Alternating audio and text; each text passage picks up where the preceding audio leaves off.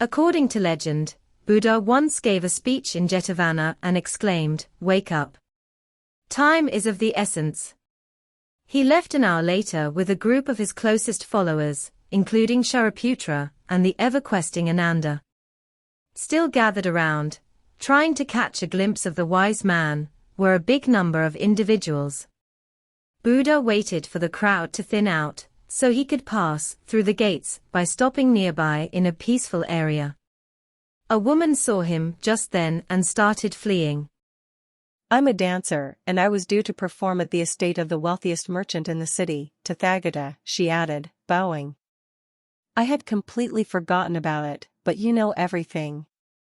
When you said, 'Wake up,' as your final words, I was reminded of my commitment for today by the phrase 'time is running out.' You have my sincere gratitude. I would lay at your feet half of what I get today."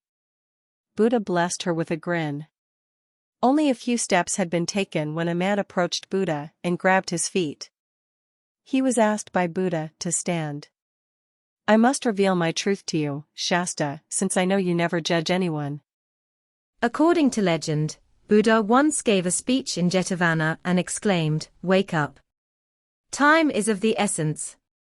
He left an hour later with a group of his closest followers, including Shariputra and the ever-questing Ananda.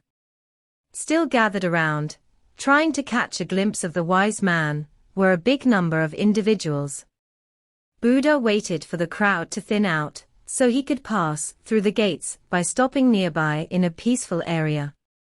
A woman saw him just then and started fleeing. The guy remarked, bowing deeply before Buddha, "I just know that your closing statements in the speech were meant for me." Buddha began to speak, but the man quickly drew back. "What a strange man." Shariputra spoke inaudibly to Ananda, who only grinned in response. Buddha softly warned them both, "Do not judge." The audience soon grew once again, as word got out that the awakened sage was strolling with his pupils in front of the vihara. Buddha made the decision to turn around and go back. Buddha was about to continue when a well-dressed, wealthy-looking old man abruptly interrupted him. "Dear Bhante. Buddha ever compassionate," he stated while he was crying and had his hands folded. "All my life, I've been chasing after material goods and other objectives. My life may be summed up as greater celebrity, more wealth, opulent homes, excess, dishonesty, and immoral thinking. I wonder for whom and for what. Your speech today made me more aware. Especially when you said, 'Wake up,' in your closing remarks. 'Time is running out,' was uttered with such intensity that I realized right once it was directed at me. I've made the decision to give up on worldly pursuits and put all of my effort on achieving nirvana. How am I ever going to repay you?" After giving the man a blessing, the Buddha left for his home, where he found trees, birds, deer, and tranquil seclusion. While Shariputra offered him coconut water, Ananda cleaned his feet.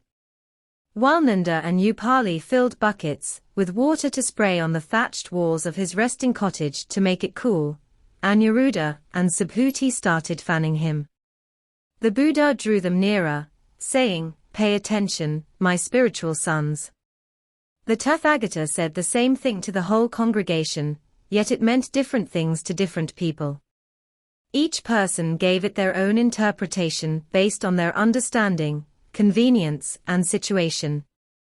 So, I say, you are solely responsible for your own release. Read a different Buddha story about liberation here. Have you ever observed that when someone disagrees with our behaviors or theirs, we find ourselves at odds? Their behavior doesn't feel appropriate, or perhaps more significantly, their viewpoint differs from ours. Even though they may have attended the same school as you, learned in the same culture, and even lived in your home as children, it does not guarantee their perspective on the world is the same as yours. He emphasized the correct view, a viewpoint that is non-violent in thoughts, speech, and actions, a lot in the aforementioned story. I am in control of how I feel, and everything I encounter is a product of either my behavior or my training. Read Perspective of Life. Indeed, he says, and I agree, that the absence of a complete knowledge causes everything to break apart. Therefore the Eightfold Noble Road actually starts with a right view.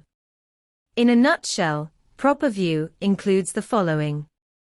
1. The consequences of our activities. 2. The end is not death. 3. Our thoughts and behaviors have effects when we pass away. There won't be any disagreements between two persons if they share the same perspective on the world. Helping the other person see your perspective, or you seeing theirs, is typically the whole struggle. I've come to understand that this salary is not always monetary. Frequently, they are simply our deeply held ideas about moral relativism and social conditioning that we constantly encounter on a personal, interpersonal, and professional level. Whether you can convince the other person to believe your tale will nearly always determine whether you receive the desired result in any situation. Only when two individuals or entities are able to understand one another's point of view can there be peace. Consider this. The other person or party doesn't understand why we do what we do, or they can't seem to accept it, which is the main source of all conflict and the foundation of all of our battles. Additionally, we are unable to accept or comprehend their practices. To change the perspective, take off the colored glasses, and have the guts to view the world as it is, it requires time, empathy, wisdom, and sometimes even guidance. In actuality, one of the 6 guidelines for effective meditation is to avoid examining thoughts. If you stir the water while looking at the surface of a pond, you won't see what is there. What I mean by correct vision is that meditation aims to calm the mind while it is racing with opinions and analysis, so you can see things for what they really are. Here is another mindfulness-related Buddha story for you. Why are you always joyful? One day, a friend of Mullah Nasruddin questioned him. My friend, it's pretty easy, Mullah remarked. I am married to a lovely and wise woman. No matter how stressful my day was, I always manage to decompress when I go home and spend a peaceful, private evening with her. Really? Trust me, it works. He was appreciated by his friend for the insightful advice. Mullah was eating supper around 2 weeks later when he heard a knock at the door. It was his pal, who was visibly dejected. Are you here? Now? All right. Mullah yelled. Mullah, I'm quite stressed out and I'm ready to spend a calm evening with your wife, he stated. When I say that I don't mean to see the world from another person's perspective, you already know what I mean. Not that we must act in the same manner as they do in their world.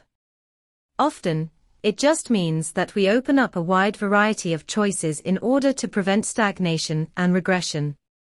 After all, adoption of a novel perspective, dimension, or way of life constitutes growth at any level. Put yourself to the test. A new way of thinking is the first step on the path to a new life. Get up. Time is of the essence.